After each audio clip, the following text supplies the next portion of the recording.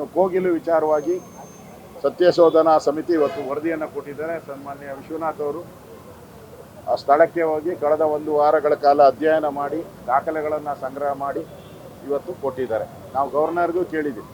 36 ಲಕ್ಷ ಜನ ವೇಟಿಂಗ್ ಮಾಡ್ತಾ ಇದ್ದಾರೆ.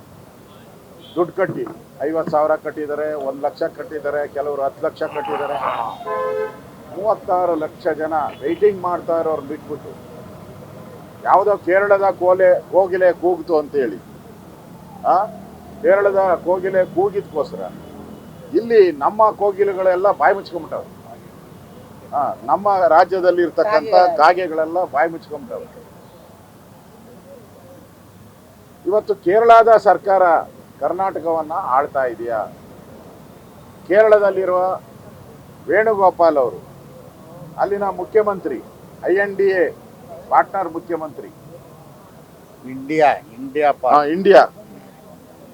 ಇಂಡಿ ಒಕ್ಕೂಟ ಮುಖ್ಯಮಂತ್ರಿ, ಅವ್ರು ಹೇಳ್ದಂಗೆ ಕೇಳ್ತಾ ಇದೆಯಾ?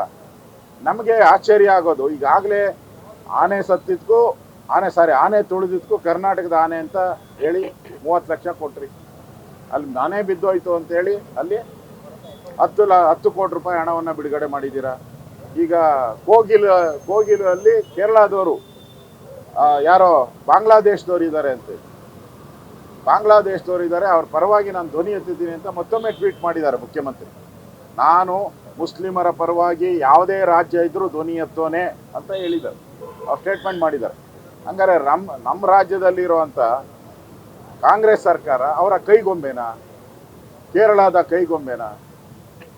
ಕರ್ನಾಟಕದಲ್ಲಿ ನಿಮ್ಮನ್ನು ಎಲೆಕ್ಟ್ ಮಾಡಿರೋದು ರಾಜ್ಯದ ಪರವಾಗಿ ಮಾತಾಡಿ ಅಂತ.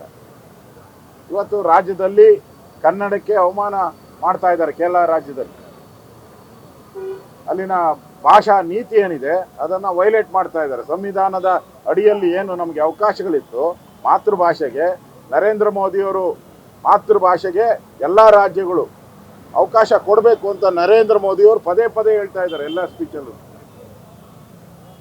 ಆದರೆ ಕೇರಳ ಸರ್ಕಾರ ದಮನ ನೀತಿ ಅಂತ ಅಲ್ಲಿರುವಂಥ ಕನ್ನಡಿಗರಿಗೆ, ಅದು ಕಾಸರಗೋಡಲ್ಲಂತೂ ಬಹುಸಂಖ್ಯಾತರು ಕನ್ನಡಿ, ಅವ್ರ ಮೇಲೆ ದೌರ್ಜನ್ಯ ಮಾಡ್ತಾ ಇದ್ರು.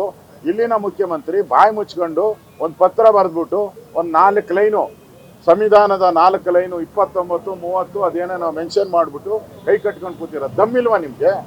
ಅವ್ರು ಬುಲ್ಡೋಜರ್ ಸರ್ಕಾರ ಅಂತ ಹೇಳಿದ್ರಲ್ಲ ಕರ್ನಾಟಕವನ್ನ, ನೀವು ಹಂಗೆ ಹೇಳಕ್ಕೆ ಆಗಲ್ವಾ? ಕೇರಳ ಬುಲ್ಡೋಜರ್ ಸರ್ಕಾರ ಅಂತ ಹೇಳಕ್ಕೆ ನಿಮ್ಗೆ ತಡೆ ಬಂದಿರೋದೇನು? ನಿಮ್ಗೆ ಯಾರು ತಡೆದಿದ್ದಾರೆ? ನಿಮ್ಮ ಪಾರ್ಟ್ನರ್ ಅಲ್ಲ ಅವರು.